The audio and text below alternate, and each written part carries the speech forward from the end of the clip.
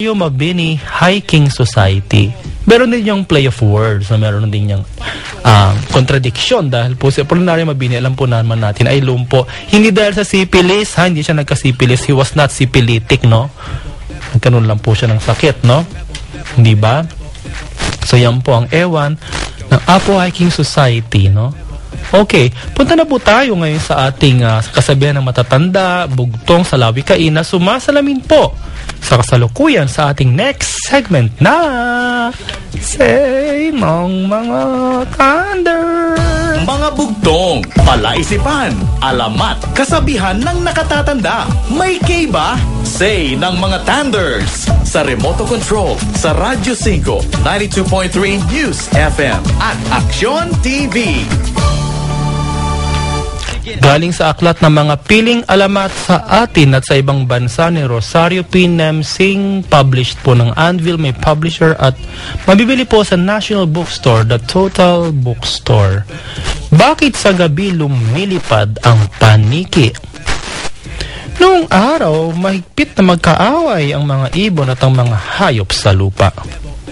Kapag may makitang ibon ng mga hayop, hahabulin nila ang mga ito at pagtutulong-tulungang patayin. Dahil dito, naging mabangis din ang mga ibon. Pag may nakita silang mga hayop, tutukain ang mga hayop hanggang ang mga ito ay mamatay. Ang paniki ay isang ibon na lumahang mahiyain. Lagi itong umiiwas sa ibang hayop at sa mga ibon. Isang araw na sa lubog ni Paniki ang isang malaking agila. Hinawakan siya nito ng kanyang malaking kuko. Tutukain na sana siya upang patayin ang sumigaw ang Paniki. Huwag mo akong patayin, kaibigang agila. Pakiusap ng Paniki. At bakit hindi kita papatayin? Tanong ng agila. Ako'y isa ring ibon na tulad mo. Tingnan mo, pareho tayong may pakpak. Tayong mga ibon ay hindi dapat maglaban-laban. Dapat ngayon magkakampi tayo laban sa ibang hayop. Wika ng Paniki. Sabi ng agila, may mga pakpak ka nga pala. Isa ka ngang tunay na ibon. Talaga nga magkakampi na tayo. Pinakawala ng agila ang Paniki. Lumipad sa malayo ang Paniki.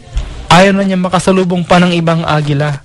Natakot siya na sumunod sa kanya ang agila at hindi na ito pakawalan.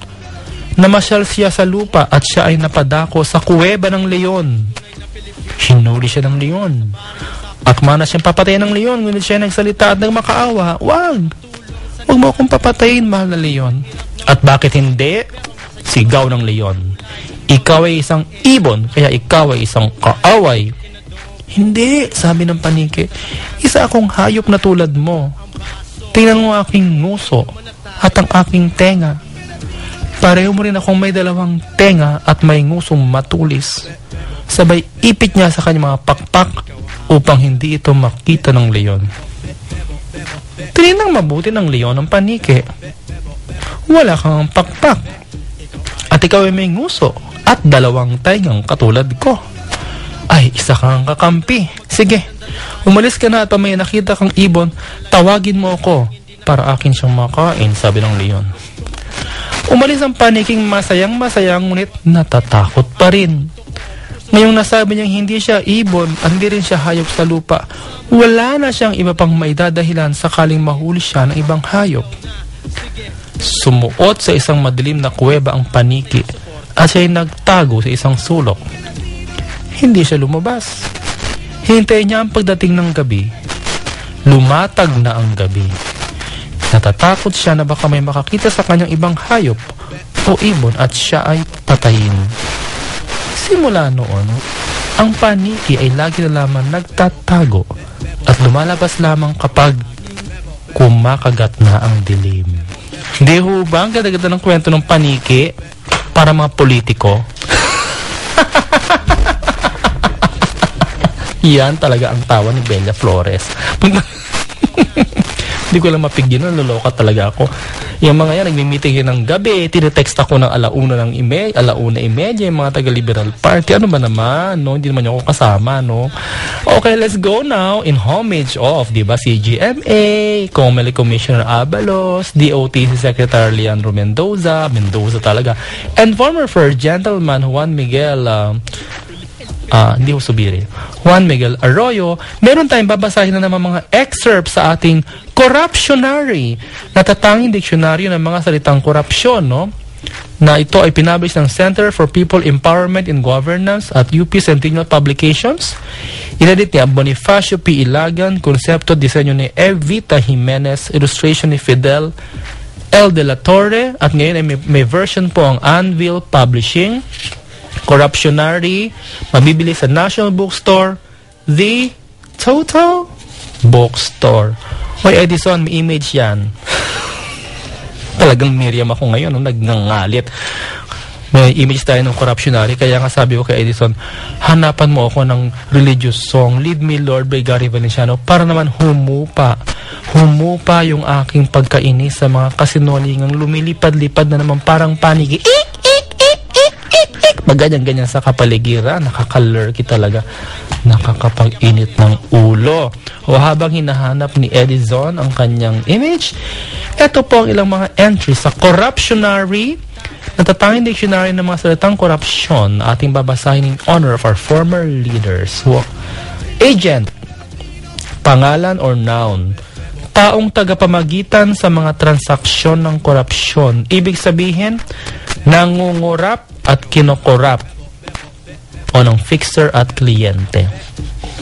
Paano ginagamit? Dalawang name. Si Marili.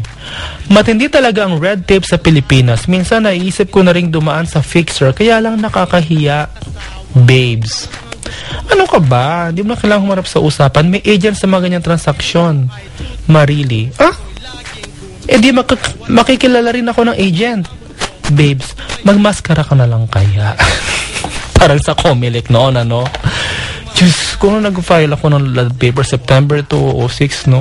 Kumakain ako sa canteen, may alin, nakasandals lang siya. Yung sandals na parang gold na fake, no? Ganyan siya sa akin, sa mga nasa TV, nakita nyo, nakaganyan siya, no? Sa mga sa garadyo, yung dalawang daliri niya, tinaas niya. Akala ko world peace. Ganyan din ako, world peace. Yung palang sabi ng hitad, 2 million. Ang alin? Mabigay ako ng 2 million sa daw mensahero sa mga commissioner sa taas, mapatakbo ang ladlad. Jesus Maria e Josep, no? 207. 2010, tumakbo kami. Yan na ang corruptionary. Part 2 tayo mamaya. Tumakbo kami. Pinatakbo kami 1 month na lang election kasi dinimanda ko nga yung COMELEC sa Supreme Court, no? Talagang dinimanda ko ang COMELEC sa Supreme Court. At ako po ay napag-unite ko po Secretary De Lima ng DOJ ngayon at ang Supreme Court, bati-bati po sila noon. Salamat sa lalad party list, di ba? Talo kami ng 20,000 votes. Eto na naman pagkatapos ng election. May pinakilala sa akin yung isang dating opisyal ni GMA, hindi ko nasabihin, ano. Ito ay isang closet queen, yun na lang sabihin natin. Si closet queen ay pinakilala niya ako sa kanyang kaibigan sa party ni VP Binay. Di ba nasa guest list ako ni VP Binay? Tapos, sabi nitong lalaking ito, Professor Remoto, may 7 pang seats sa party list dahil hindi pa bilang. May special elections sa Lanao del Sur, Lanao del Norte. 80,000 votes din po ang naroroon. Magkano ba ang kulang ninyo? Ilan ba ang kulang ninyo? 20,000 votes, sabi ko ng ganyan. Sabi naman niya ganyan. Sa mga nasa radyo, yung kamay naman niya, 5 daliri ang tinaas. Ano naman daw yung kala ko high five ng ganyan. Siyempre nag-high five din ako, no? Yung pala 5 milyon. Sabi niya, bigyan mo kami ng 5 milyon. Madali nung makuha yan sa advisor niyo si Boy Abunda. Dinamay pa si Boy, no? Upo na kayo as party list. Ang sabi ko sa kanya, paano kayo mananalo sa Lanao del Sur, Lanao del Norte? Hindi makapasok yung mga bakla naming coordinators dyan. Kaya sabi ng mga Muslim imam, bawal, hindi pwedeng mag-public display of ganyang mga beliefs. Paano ka mananalo ng 20,000 votes sa isang probinsya na hindi ka nakampanya? Sinong niloko mo? Ang zarili mo. So tayo ay may mga agents po tayo sa COMELEC noon. Sana naman ngayon wala na. Okay, second word sa ating corruptionary, Dictionary of the Corrupt. Agtatakaw ng oras, adjective, pang-uri. Paglalarawan sa mga empleyado o opisyal na gumagawa ng kung anong walang kinalaman sa kanilang trabaho sa oras. Sa kanilang trabaho sa oras ng trabaho. Agtatakaw ng oras tulad ng paglaro ng computer, paggugoli, pamamasyal, pagsugal, pagtulog, pagbenta ng tosino, longganisa at panty. Yun na. Paano ginagamit? Unang kawani, nasaan si sir? Tagal ko nang hindi nakikita si sir. Ikalawang kawani, hindi ka na nasanay. Naglaro muna ng golf, exercise daw niya at may appointment din sa isang partner. Alam mo naman sila, nagmi-meeting lagi sa golf course. Ganyan talaga ang mga taong agtatakaw ng oras. Laging busy sa labas. What is it about golf courses? Diyan po na Shenzhen, di ba? Diyan nag-meet si GMA, kasama niya si First Gentleman, Comelec Commissioner Abalos, ZTE-NBN ang topic, telecommunication. Ano ang kinalaman ng elections sa telecommunications? Although nag-rhyme sila, no? Telecommunications and elections ay isang complete rhyme, no? Wala pong connection ng mga golf course na yan, no? Alaga, pangalan or noun. Sino mang protektado ng mataas na opisyal dahil ginagamit nila sa mga illegal na transaksyon? First meaning of alaga. Pangalawang meaning, alaga, hold-upper, snatcher, di ba masasamang elemento na protektado at ginagamit ng mga korap sa pulis na masama.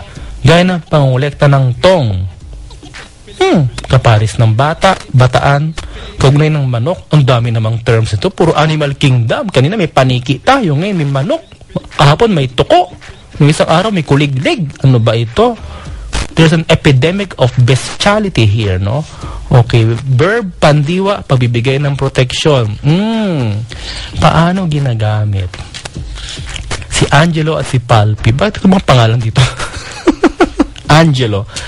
Bakit sinabi ni Romy sa Senate hearing? Oy, binabasa ko lang ito, ha? Bakit sinabi ni Romy sa Senate hearing na bibigyan siya ni Chairman Borger ng 200 na booking tuloy si Chairman Palpi? Kasi hindi naman siya alaga ni Chairman. Si President Tita mismo nag-aalaga sa kanya. Angelo, aray ko, o kare-aray mo ngayon. Natubukin na sa Digan Bayan. Malapit na makulong. Nakulong na ngayon dalawa.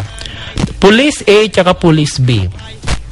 Police A, balita ko nahuli mo si Homer Holdupper kanina. Ibalato mo na lang sa akin, bro. Ay, may bromance yung dalawang pulis. Nakakadiri, ha? Police.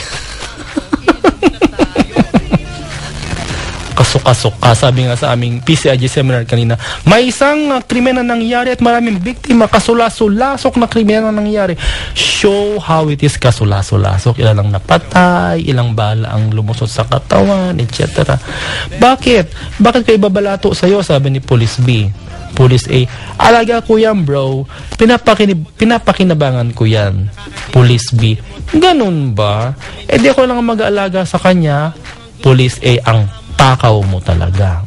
Third sentence. Corrupt na manager. Tuloy na ang transfer ko sa Maynila. Ikaw na sanang bahala sa ina-anak ko. Maaasahan mo siya sa mga confidential project. Corrupt na assistant. Opo, aalagaan ko siya. Para may pagka-homosexual ang mga sentences na ito, naloloka ako. Hindi ko ako si Giovanni Calvo, no?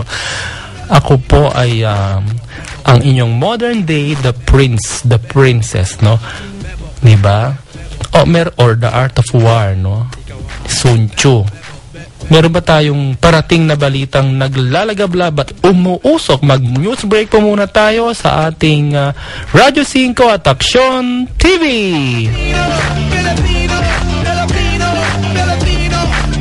Hoy pare, pakinggan nyo ko. Ito ng tunay na Pilipino.